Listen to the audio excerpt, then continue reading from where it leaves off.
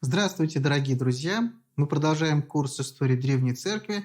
И тема сегодняшнего занятия – император Константин Великий, который прославлен в лике святых в Русской Православной Церкви как равноапостольный Константин.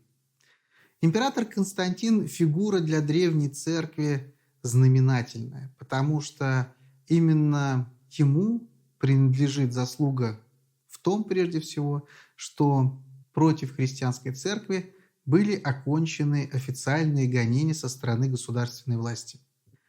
Император Константин оставил очень значимый след в истории Древней Церкви не только тем, что прекратил гонения против христиан, но и тем, что помогал церкви принять тот вид единообразный и в вероучении, и в практиках литургических, богослужебных, которые впоследствии и легли в основу церковной жизни.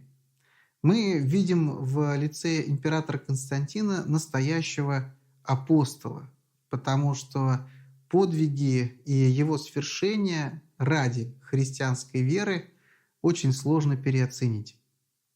Император Константин родился в то время, когда империя переживала новые реформы, затеянные прежним императором по имени Диоклетиан. Император Константин был еще ребенком, когда Диоклетиан начал претворять в жизнь свои замыслы по реформированию управления Римской империей. Империя была очень большая, и управлять ей одному человеку было действительно довольно сложно. И Диоклетиан, судя по всему, хотел сделать так, чтобы независимо от личности императора империя не пребывала в каком-то застое и не теряла, не утрачивала тех позиций на мировой арене, которых она достигла к этому моменту. Император Диоклетиан хотел создать особенную систему управления государством, которая бы работала безотказно, независимо от того, талантливый ли, успешный ли император на престоле или нет. Поэтому он решил поступить следующим образом. Он разделил огромную Римскую империю напополам и доверил каждую из этих половинок человеку, которому принадлежал особенный статус под названием Август. По сути, это тоже был император, у него тоже были довольно широкие полномочия для действия, но это несколько отличалось от того, что было ранее. Августы, поскольку и их половинки тоже были довольно большими, августы должны были назначить себе восприемниками кесарей, то есть младших императоров, которым они на протяжении какого-то времени, предполагалось где-то 20 лет, так вот, именно им через 20 лет августы должны были передать бразды правления своими половинками. И эти кесари, становившиеся августами, должны были для себя тоже избрать из числа приближенных тех, кто впоследствии воспримет их власть. Таким образом, согласно реформе Диоклетиана, империя, по сути, делилась между 4 соправителями с разного рода функциями, с отличающимися друг от друга правами. И так получилось, что одним из соправителей западной части Римской империи стал отец будущего Константина Великого, которого звали Констанций Хлор. Констанций Хлор был замечательным правителем, который заботился и о вверенной ему территории, и об армии, и о налогообложении, и занимал такую мягкую позицию по отношению к тем, кто оказывался рядом с ним в деятельности, касающейся управления государством. Император Констанций Хлор, или соправитель Констанций Хлор, именно в таком ключе воспитывал будущего императора Константина Великого. Его мать была христианкой, звали ее Елена, и она с самых ранних лет замужества оказывала некоторое влияние на свою супругу Констанция Хлора, но, однако, сам Констанций Хлор христианство не принимал.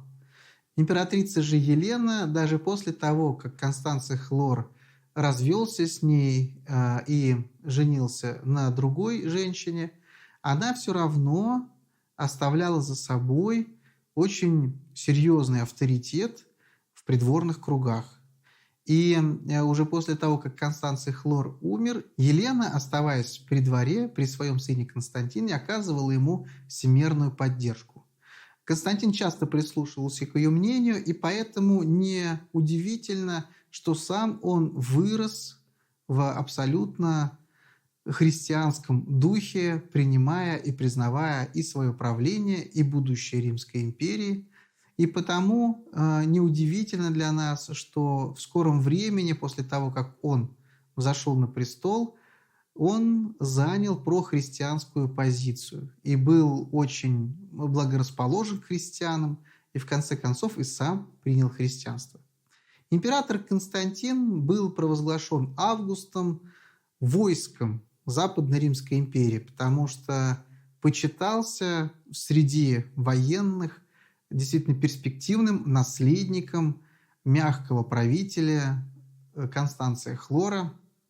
Более того, Константин уже тогда показывал, какими замечательными качествами он обладает как правитель. Император Константин был довольно молод, но уже тогда, когда был провозглашен императором западной части Римской империи, он очень многого сумел достичь и показал своим подданным, что он достойный сменщик своему отцу Констанцию Хлору. Он имел широкую поддержку со стороны армии, со стороны населения, и император Константин не стал мириться с тем, какая система управления на тот момент существовала в империи. Вот та самая реформа Диоклетиана Константина совершенно не устраивала.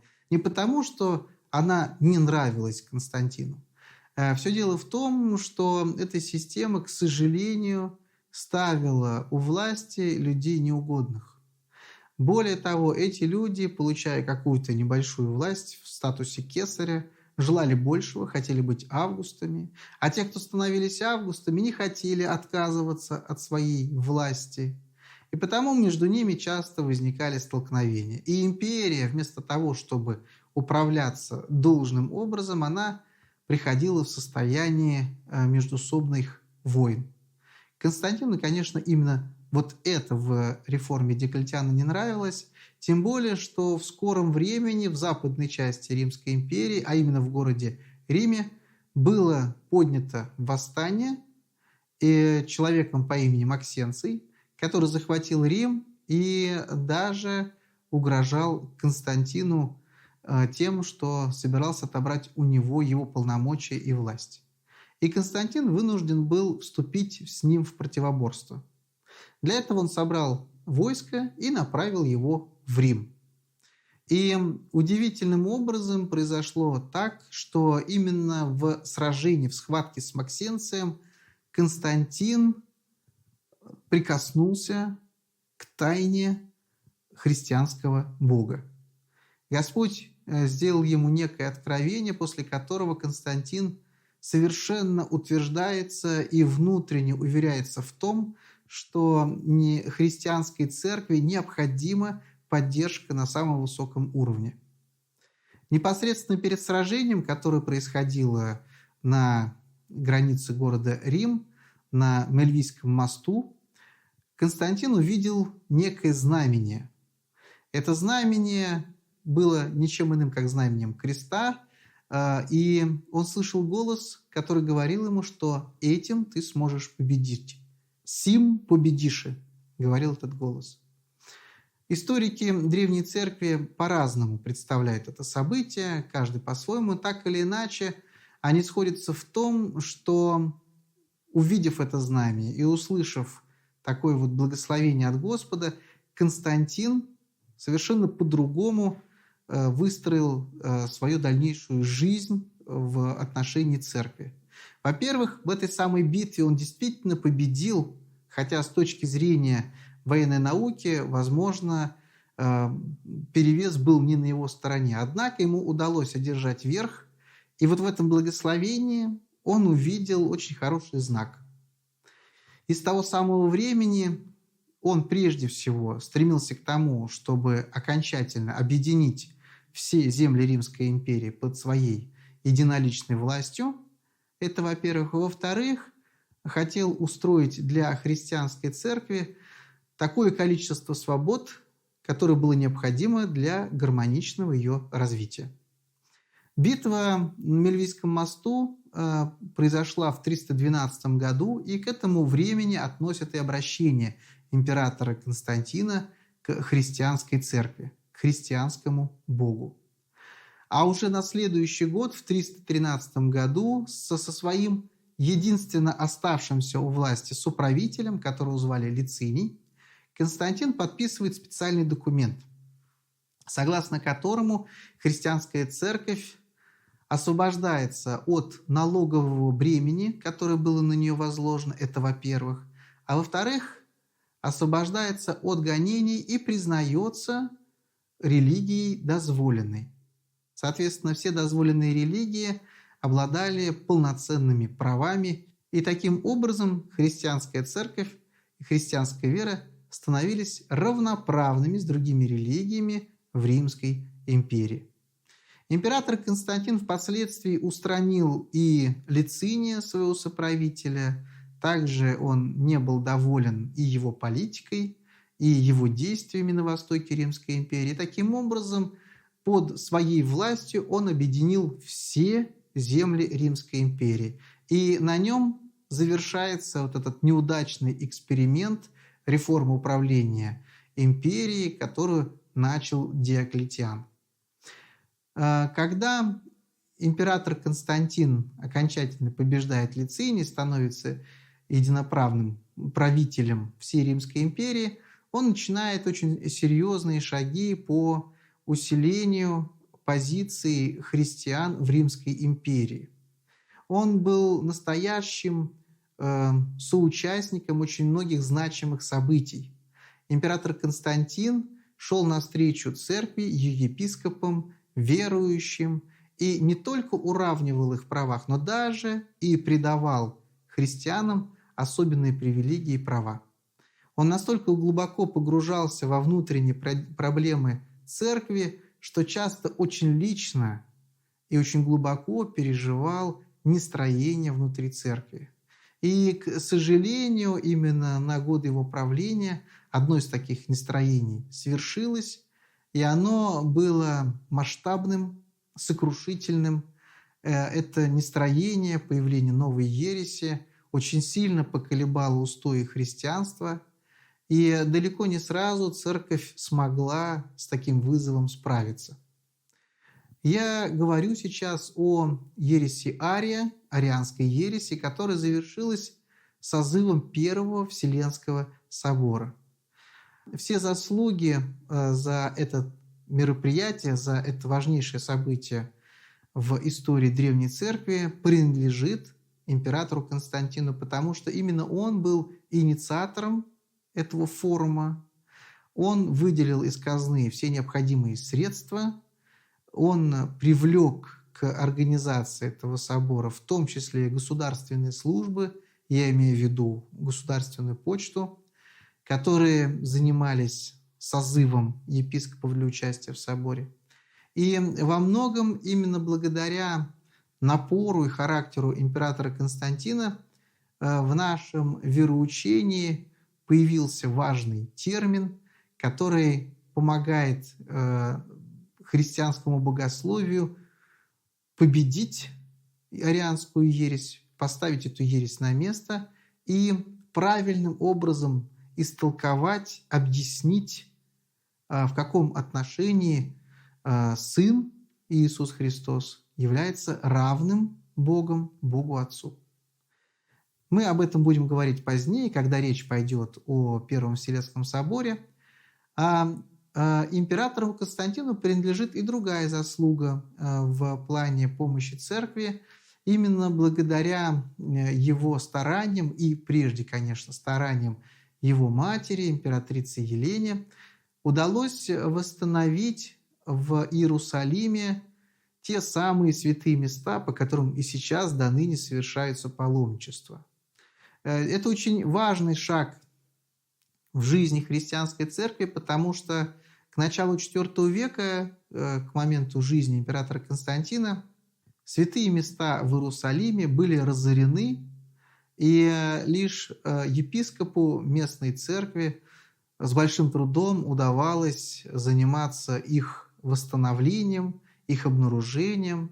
И когда об этом узнала императрица Елена, она начала самым активным образом помогать восстанавливать эти святые места, обнаруживать их, ставить на этих местах памятные часовни, храмы. И, конечно, именно Елене и ее сыну Константину принадлежит заслуга в том, что в конце концов именно в IV веке был обретен животворящий крест Господень.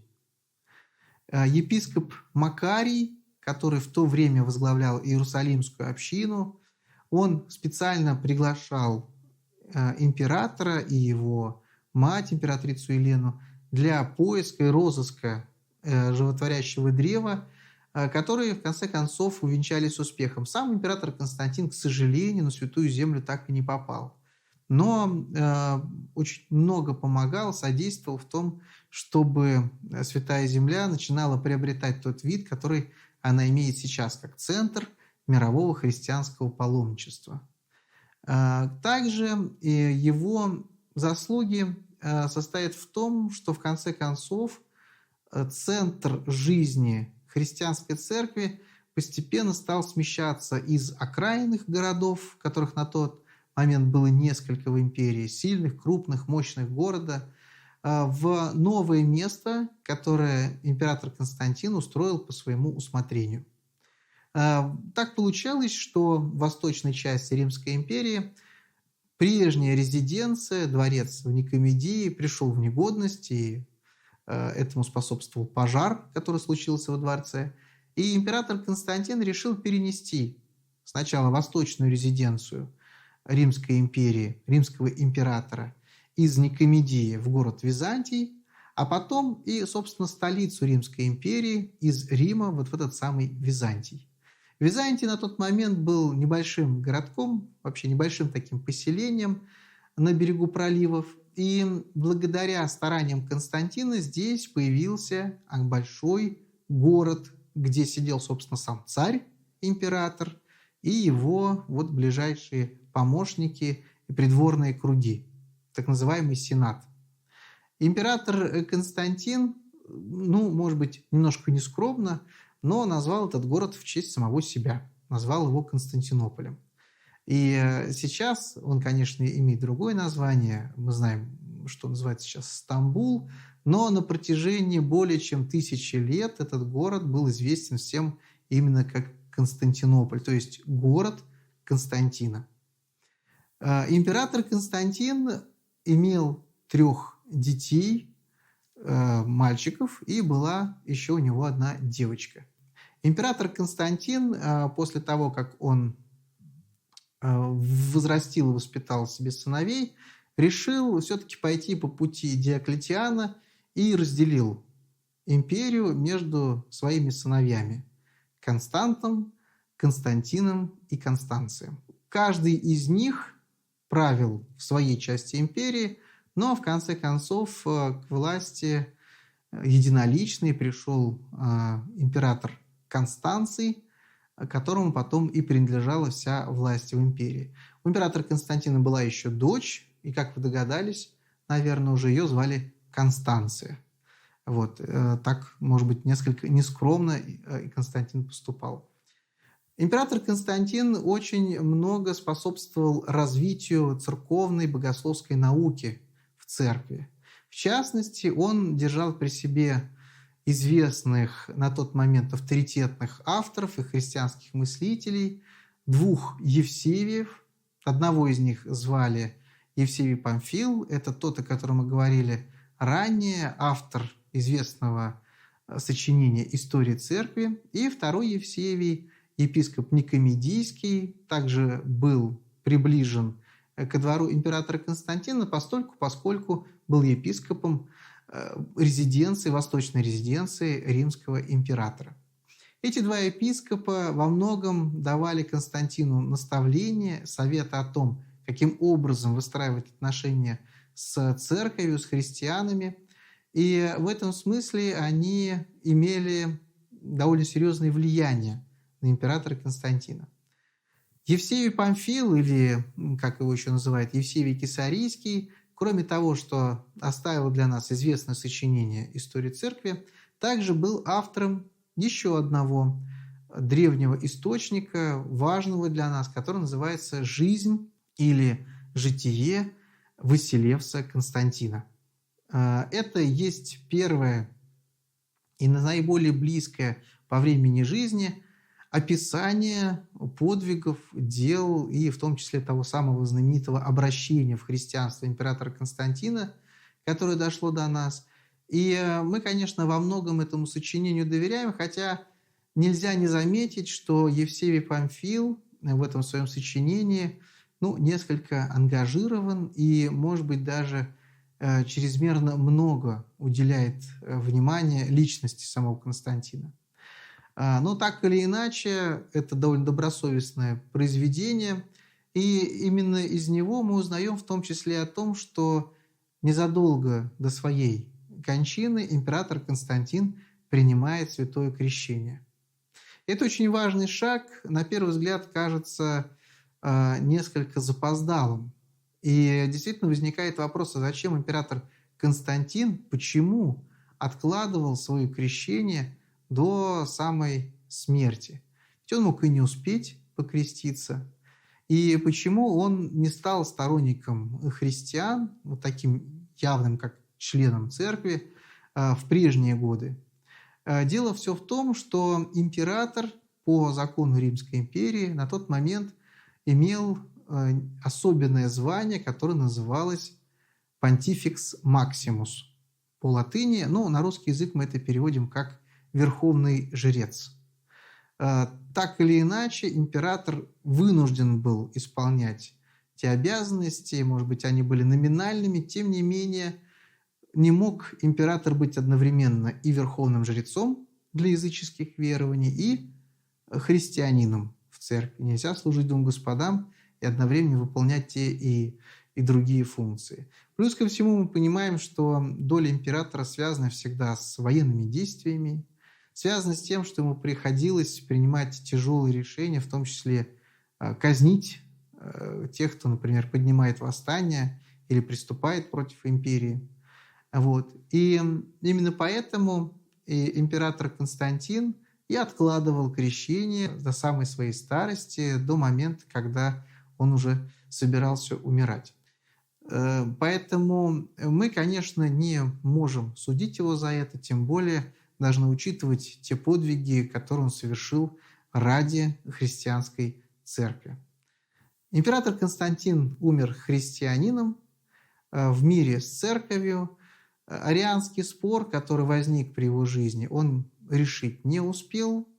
Думал он, что он разрешился успешно, однако он не знал, что будет после его смерти и как арианство воспрянет, и как эта ересь настолько поглотит церковь, что в какой-то момент могло показаться, будто арианство и есть истинная вера. Но, к счастью, такого не произошло, и император Константин умер такой блаженной жизнью, оставив после себя очень серьезное наследие и сыграв для христианской церкви ключевую роль в становлении ее как веры всей Римской империи.